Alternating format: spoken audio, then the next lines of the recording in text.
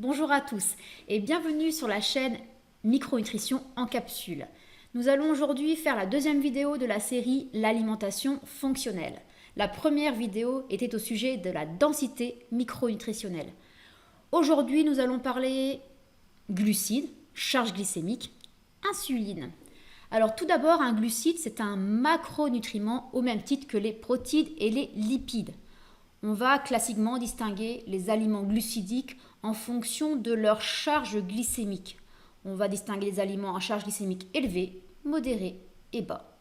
Un aliment à charge glycémique élevée est un aliment qui fait monter la glycémie fortement et rapidement après l'ingestion de l'aliment en question. Va s'en suivre alors une forte sécrétion d'insuline. Donc les aliments à charge glycémique élevée font monter beaucoup l'insuline, tandis que les charges glycémiques modérées et bas font monter modérément ou peu l'insuline. Alors l'insuline, c'est une hormone sécrétée par votre pancréas en réponse à l'augmentation de la glycémie et son rôle, un de ses rôles, comme nous le verrons, est de normaliser la glycémie. Effectivement, l'insuline produite va entraîner une entrée du glucose dans la cellule afin d'être utilisée par la cellule ou bien de mettre le glucose en réserve sous forme de glycogène dans les cellules musculaires ou dans le foie.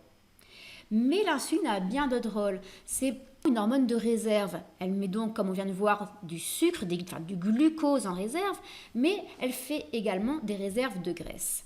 Effectivement, elle a la capacité de transformer vos glucides en graisse et de favoriser le stockage du gras dans les adipocytes, donc dans le tissu adipeux, dans votre tissu gras, sous forme de triglycérides. Par ailleurs, l'insuline empêche la lipolyse, c'est-à-dire qu'elle va empêcher l'utilisation, le déstockage du gras. On comprend alors que lorsqu'on a une insuline trop élevée parce qu'on consomme trop d'aliments à charge glycémique élevée, ou alors lors de problématiques comme lorsqu'on est atteint d'insulinorésistance, qui fera le sujet d'une autre vidéo, eh bien, on va stimuler la lipogénèse, c'est-à-dire la synthèse du gras, et on bloquera la lipolyse. Alors, quelles sont les problématiques liées à l'excès d'aliments à charge glycémique élevée et donc à l'excès d'insuline? Eh bien, on a bien compris, l'insuline, c'est l'hormone qui vous fait prendre du poids. Vous ne grossissez pas parce que vous mangez du gras, comme on vous a toujours fait croire, mais vous grossissez principalement parce que vous consommez trop d'aliments à charge glycémique élevée et que vous produisez alors trop d'insuline. Mais ça ne s'arrête pas là, l'insuline en excès va également être à l'origine de la plupart des troubles métaboliques. Je pense au diabète de type 2, à l'insulinorésistance, à la stéatose hépatique, à l'obésité, mais également à tout ce qui est dysmétabolisme lipidique, l'hypercholestérolémie, l'hypertriglycémirie, etc. Deuxième problématique liée à l'insuline, c'est que quand vous consommez des aliments à charge glycémique élevée, vous sécréterez beaucoup d'insuline. Ça va, dans un second temps, fortement diminuer votre glycémie et donc va s'en suivre une hypoglycémie réactionnelle. Ainsi, 2-3 heures après votre repas, vous aurez faim, vous aurez envie de vous jeter sur du sucre, vous serez confus, baisse de concentration, tremblement, confusion. Ou bien encore, chez un enfant, on peut imaginer à l'inverse de l'hyperactivité, de l'agitation. Troisième problématique liée à l'insuline va favoriser la transformation de la testostérone des messieurs en oestrogène et va favoriser la synthèse de testostérone chez les femmes. Ainsi, elle va féminiser les hommes et masculiniser les femmes. Et cette problématique peut par exemple se rencontrer dans le syndrome des ovaires polykystiques. Quatrième problématique de l'insuline en excès est pro-inflammatoire. Elle va effectivement activer les voies de l'inflammation. Alors on comprend bien que l'insuline, c'était une hormone qui autrefois était nécessaire parce que quand il y avait des périodes de famine, des périodes où on mangeait très peu, où on était très actif, eh bien on avait besoin de mettre en réserve les glucides, les graisses pour faire face à ces périodes. Mais aujourd'hui, on vit dans une abondance alimentaire et nous sommes de plus en plus sédentaires, alors l'insuline n'est plus appropriée à notre mode de vie. Alors, depuis tout à l'heure, je vous parle d'aliments, de charge glycémique et peut-être que vous avez entendu parler d'index glycémique. Alors, quelle est la différence? Eh bien, c'est que la charge glycémique prend en considération la portion de l'aliment, puisque l'index glycémique vous donne un index pour une certaine quantité d'aliment qui contient 50 grammes de glucides, mais vous ne savez pas de quelle quantité d'aliment il s'agit. Donc je vous conseille vivement de plutôt chercher sur internet des tableaux de charge glycémique, de les télécharger, c'est beaucoup plus parlant, on est beaucoup plus proche de la réalité. Alors maintenant que l'on a vu ce qu'est un aliment à charge glycémique élevée, ce que provoque l'insuline, on comprend bien l'intérêt de favoriser une alimentation qui fait monter modérément l'insuline. Alors que recommander en pratique? Eh bien, d'une part, bien sûr, on va recommander de diminuer les aliments à charge glycémique élevée, mais quels sont-ils? Eh bien, ça, vous le savez, il y a tous les aliments qui ont un goût sucré qu'on connaît bien, les bonbons, les biscuits, les gâteaux, les viennoiseries, les céréales, entre guillemets, du petit déjeuner pour les enfants. Mais il y a aussi des aliments dont on se méfie beaucoup moins, ces aliments qui n'ont pas toujours un goût sucré. Je pense par exemple au riz blanc, aux pâtes blanches, au pain blanc, donc tout ce qui est céréales raffinées.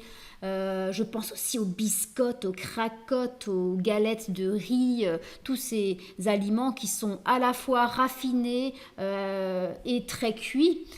Je pense aussi aux jus de fruits, donc aux jus extraits des fruits. Les jus, en dehors de leur matrice, sont des bombes à insuline qui ne devraient pas avoir de place dans l'alimentation, en tout cas pas dans une alimentation santé, mais plutôt dans une classe plaisir occasionnel. Donc, à côté de ces recommandations, on va faire une belle place aux aliments à charge glycémique basse. Donc, on va toujours favoriser la consommation de céréales, de vraies céréales, vous m'avez bien compris, hein, de céréales complètes ou semi-complètes à la place des céréales raffinées. On fera également une belle place aux légumineuses qui sont vraiment les grands oubliés de notre alimentation. Tout ce qui est lentilles, pois chiches, pois cassés, fèves, etc. Ce sont des aliments avec des charges glycémiques vraiment basses et qui apportent plein de micronutriments. À titre d'exemple, quand vous consommez une assiette de 200 g de boulgour, qui est du blé très raffiné, vous apportez une charge glycémique de 73. En comparaison avec 200 g de lentilles, vous apportez une charge glycémique de 10. Donc vous augmentez beaucoup moins votre insuline si vous choisissez les lentilles, donc vous grossirez moins. Alors que si vous vous cantonnez à une vision calorique des choses, vous verrez que le boulgour est moins calorique que les lentilles, donc vous auriez tendance à plutôt favoriser le boulgour que les lentilles si vous suivez un régime restrictif en calories, qui est une vision beaucoup trop simpliste de l'alimentation. Les calories, ça ne veut pas dire grand-chose finalement. Donc, on va également faire une belle place aux aliments gras. On reviendra encore sur une vidéo longuement sur le gras. Les oléagineux, les poissons gras, les huiles végétales ont une très belle place. Aux aliments protéiques, en équilibrant bien sûr protéines végétales et protéines animales. Alors, à côté de ces recommandations plutôt tournées vers une alimentation à charge glycémique basse, on va également utiliser des stratégies permettant de diminuer la charge glycémique de notre assiette. Sachez que plus vous cuisez un aliment, surtout un féculent bien sûr, plus vous augmentez ses charges glycémiques. Donc ne cuisez pas trop vos féculents. Favorisez les cuissons al dente plutôt que les cuissons fondantes comme on les aime en France. De la même façon, plus vous broyez un aliment, un féculent en tout cas, plus vous augmentez sa charge glycémique. Donc ne broyez pas trop. Privilégiez par exemple la pomme de terre cuite en robe des champs plutôt que la purée de pommes de terre. Favorisez plutôt la céréale dans sa matrice entière plutôt que de la farine de la céréale, etc. Troisième astuce, spécifique à la pomme de terre, enfin non, c'est vrai pour tout type de féculent, mais c'est plus marqué pour la pomme de terre.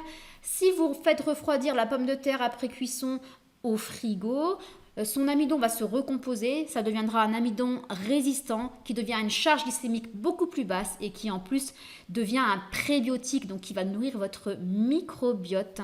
Par la suite, cette pomme de terre, vous pouvez la consommer ou froide, en salade, ou même la réchauffer. Elle gardera cette propriété acquise lors du refroidissement.